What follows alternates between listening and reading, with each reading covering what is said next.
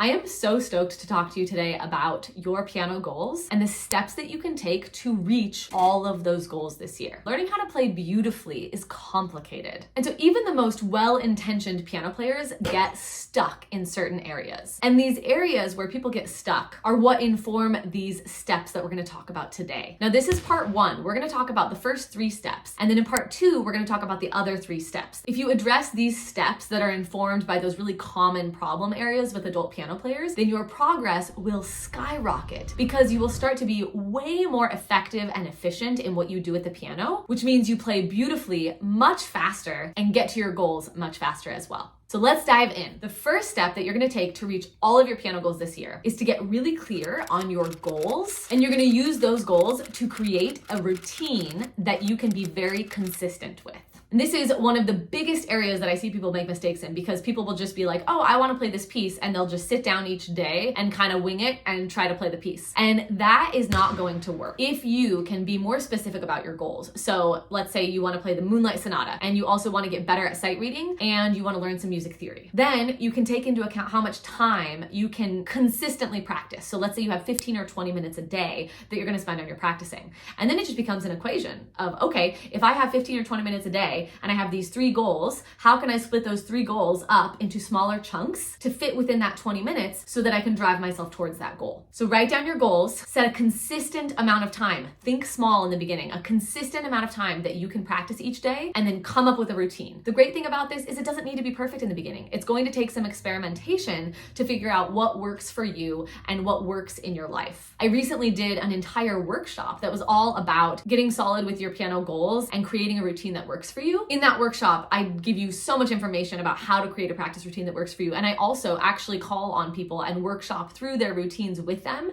so that you can see that process of exactly what to do to line up your goals and routine in a way that works for you. I'll link it in the description below. You can check it out. The next step that you're going to take so that you can reach all of your piano goals this year is to work on your mindset. And this is an area that oftentimes piano players don't really realize is a very, very important thing to think about. And teachers don't often talk about it enough. It's kind of an unspoken hurdle that a lot of people have. And so I like to talk about it a lot because if you can get clear on your mindset, it can really help you overcome obstacles in your practice and get to your goals a lot faster. I'll often talk about growth mindset. And really simply explained, growth mindset is the idea of being open to learning and believing that you can make progress. And I know that sounds obvious and it might sound really simple, but there's also fixed mindset, which is believing that piano playing is an innate ability or that you don't have talent and therefore you can't do X, Y, and Z. Fixed mindset is kind of some of those false beliefs that we all have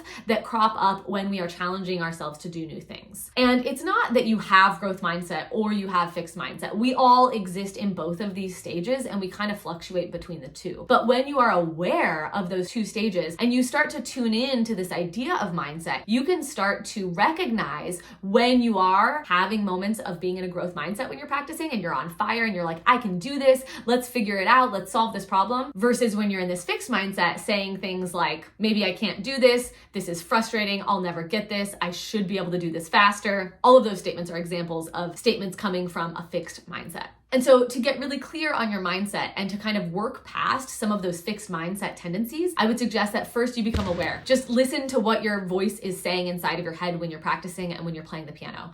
And if you notice that that voice is negative, question it and maybe try to flip the script and challenge it and say, wait a minute, should I be doing this faster? This is hard. I think I can take my time with this, and kind of rewrite that fixed mindset voice to be more of a growth mindset voice. And that way you can exist in that space more often, you can remain more neutral, you can keep your ego out of it, and ultimately make a lot more progress. Now, I want to take a quick second and just throw some comments up on the screen from the last video. I love hearing from all of you. This is a community. And from the very beginning, when I started this YouTube channel, I had no idea that people would actually find my community that weren't already in my community. I started this channel for my then private piano students. This community has grown and it's so exciting and it's so fun to get to know you and get to know what you're up to, what you're working on, what your struggles are, what your wins are. So thank you to those of you that comment on the video, especially if it helped you out or if you tried something from the video and it worked. That helps me know that I'm creating stuff that is actually benefiting your life, which is ultimately my goal. So if you do enjoy these tutorials, go ahead and let me know in the comments. I would love to hear from you. I would love to get to know you a little bit. And if you are getting value from these videos, I would so appreciate it if you would give the video a thumbs up and if you would consider sharing it on one of your social media pages. Not only are there so many other people out in the world that would benefit from this video, but it would also really help me out in growing the channel and expanding this amazing community. All right, the third step that you can take to reach all of your piano goals this year is to get really clear on piano technique. That's like a big bomb that I just dropped on you because technique is a huge subject that encompasses a lot. And you can actually spend your entire piano learning journey working on various elements of technique because it's not necessarily something you learn and then you're done with it. But addressing it in each practice session is the best move here. And oftentimes people think about practicing technique like they'll practice Hanon or they'll practice Czerny, but then they think about it kind of in this box that exists by itself and they don't apply it to the pieces that they're learning. And really, piano technique is all about how you're sitting at the piano, how you're approaching what you're playing on the piano. It's all about how your body is moving and how we can utilize your body in the proper way to create the proper sound from the piano or the desired sound from the piano. First of all, getting in touch with sitting in the proper alignment and making sure that you understand the weight of the arms and how your hands should be on the piano keys. Those are really great places to start. And I have a ton of resources for piano technique because I've talked about this subject extensively.